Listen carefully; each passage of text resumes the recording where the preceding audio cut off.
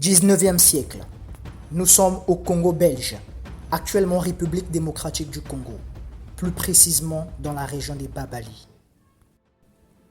Une société secrète africaine fait son apparition, les hommes léopards, ou Anyota, dont la réputation était basée sur le recrutement des candidats parmi les villageois spirituellement supérieurs au commun des mortels.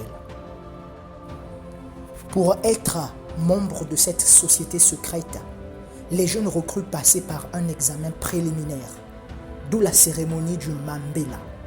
En effet, pour montrer leur détermination, les jeunes recrues devaient briser tout lien affectif en tuant un de leurs proches, tout en simulant une mort causée par un léopard. Une épreuve inhumaine. Il faut aussi noter que, après avoir participé à la cérémonie du Mambela, les jeunes recrues n'entraient pas pour autant dans la confrérie. Par contre, ils étaient désignés par des anciens du village faisant partie du conseil royal et ne pouvaient aucunement désobéir à cet ordre. Cette imposition faisait d'eux des soumis jusqu'à abandonner leur famille pour s'isoler dans des forêts ou des îlots. Ils pouvaient y rester pendant des mois. Les jeunes recrues étaient soumis à des épreuves très pénibles. Porter le tronc d'un arbre d'un poids égal à celui d'un homme adulte, puis courir avec ce lourd fardeau. En effet, il s'agissait en fait d'acquérir la souplesse et la vigueur d'un léopard lorsqu'il transporte une proie lourde. Cet exercice était non seulement épuisant, mais aussi très dangereux, car en effet, il s'agissait aussi d'éviter des javelots lancés par les autres candidats qui avaient l'intention de vous tuer.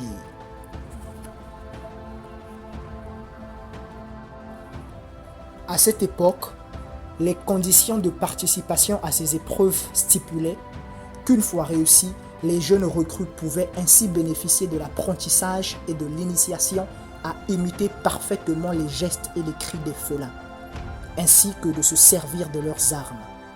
L'échec était complètement inacceptable, et le fait qu'un candidat était blessé ou tué pendant les épreuves importait peu.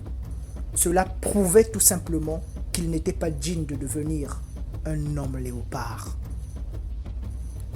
Entre autres, les hommes léopards ou Anyota se devaient d'être des êtres capables de projeter leur esprit dans le corps d'un léopard, qu'ils pouvaient ensuite manipuler pour assassiner leurs cibles. Le peuple avait peur des Anyota, cependant faisait tout de même appel à leur service pour agir en tant que justiciers.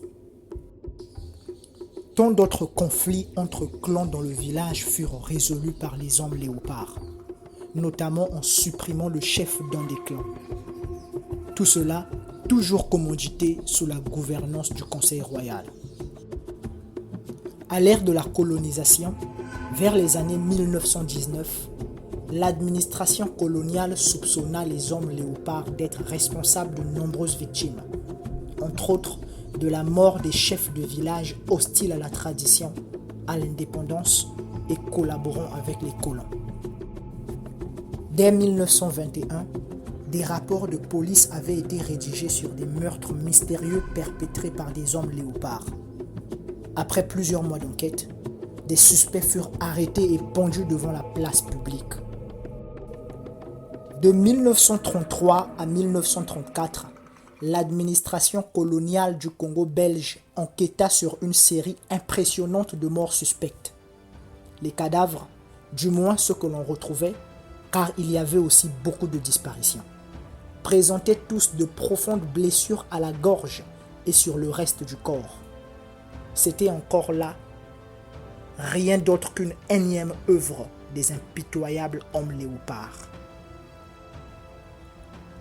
Durant ces 2 années, les assassinats atteignirent dans cette région de grandes proportions. Plusieurs centaines de corps lacérés et atrocement mutilés furent retrouvés. Les populations refusèrent en grande majorité de collaborer avec les autorités coloniales, de crainte de représailles. Ces massacres auraient été liés à la rivalité entre 2 peuples, les Bapakombe et les Wanande. Les premiers reprochant aux seconds d'envahir leur territoire. Dans les mois qui précédèrent l'indépendance du pays, le mouvement reprit une ampleur inattendue. Les Agnotas assassinèrent rituellement d'importants leaders nationaux. Depuis, le mouvement n'aurait plus jamais fait parler de lui. Aujourd'hui, ce qu'est devenue la société secrète africaine des Agnotas, des hommes léopards, demeure un mystère.